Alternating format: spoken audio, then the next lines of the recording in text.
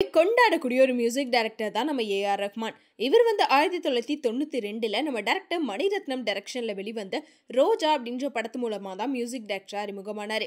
இப்போ இந்திய சினிமாவை தாண்டி வேர்ல்டு வைடா கொண்டாடக்கூடிய இசையமைப்பாளரா இருக்காரு. அது மட்டும் இல்லாம எப்பயுமே இவரை பத்தி வந்து சினிமா செய்திகள் மட்டும்தான் சோஷியல் மீடியால வரும். ஏன்னா இவரோட பாட்டுக்குன்னு சொல்லி ஃபேன் பேஸ் அவ்வளோ பேர் இருக்காங்க அப்படின்னு கூட சொல்லலாம். ஏ.ஆர். ரஹ்மான கொண்டாடாத ஆட்களே கிடையாது. அப்படி இருக்கவரை பத்தி போன வருஷம் வந்து அவரோட பர்சனல் லைஃப் பத்தி ஒரு விஷயம் வெளியாச்சு. அது எல்லாத்து மத்தியிலும் ஒரு பெரிய அதிர்ச்சி ஏற்படுத்துச்சு அப்படின்னு தான் சொல்லணும்.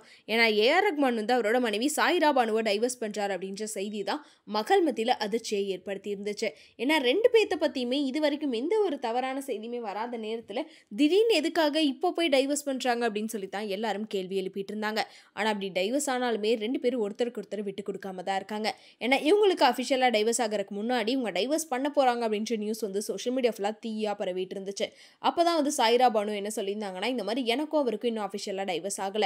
இப்போ வரைக்குமே நான் அவரோட மனைவி தான். ஆனா மீடியாக்கள்ல என்ன வந்து அவரோட எக்ஸ் மனைவி, முன்னாள் மனைவி அப்படின்லாம் சொல்றாங்க. அது ரொம்ப எனக்கு கஷ்டமா இருக்கு. தயவு செஞ்சு அப்படி சொல்லாதீங்க அப்படின்னு சொல்லியிருப்பாங்க.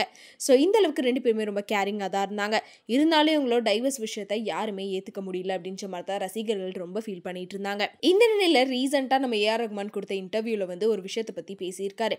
அந்த விஷயம் வந்து எல்லாத்தையுமே ஃபீல் பண்ண வச்சிருச்சு அப்படின்னு சொல்லலாம். அப்படி என்ன சொல்லியிருந்தார் அப்படின்னு பார்த்தீங்கன்னா, நான் சின்ன வயசுல இருக்கும்போதே என்னோட அப்பா இறந்துட்டாரு. அப்புறம் என்னை பார்த்துக்கிட்டே என் பாட்டியும் இறந்துட்டாங்க. நான் ஆசாசையாக வளர்த்த நாய்க்குட்டியும் இறந்துடுச்சு. நான் நேசிச்ச எதுவுமே இப்போ என்கிட்ட இல்லை. என்னோட மனைவியும் என் கூட இல்லை.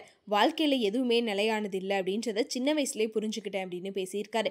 இந்த விஷயம் ரசிகர்கள் மத்தியில் வந்து ஒரு பெரிய அளவுக்கு கவலை ஏற்படுத்திடுச்சுன்னு சொல்லலாம். ஏன்னா உலகமே கொண்டாடக்கூடிய ஒருத்தர் வந்து இந்த அளவுக்கு கஷ்டப்படுறாரா, இவர் வாழ்க்கையில் இவ்வளோ சோகம் இருக்கா அப்படின்னு சொல்லி எல்லாரும் கேட்டுட்டு இருக்காங்க. ஏன்னா ஏ.ஆர். ரஹ்மான் அவர்கள் வந்து என்னதான் வெளில சிரிச்சுட்டு மக்களை வந்து என்டர்டெயின் பண்ணிட்டு இருந்தாலும் அவரோட பர்சனல் லைஃப்ல ரொம்ப கஷ்டப்பட்டிருக்காரு அப்படின்னு சொல்லி அவருக்கு ஆதரவு தெரிவிச்சிட்டு இருக்காங்க. ஸோ இதை பத்தி நீங்க என்ன நினைக்கிறீங்க அப்படின்றத மறக்காம கமெண்ட்ல சொல்லிடுங்க.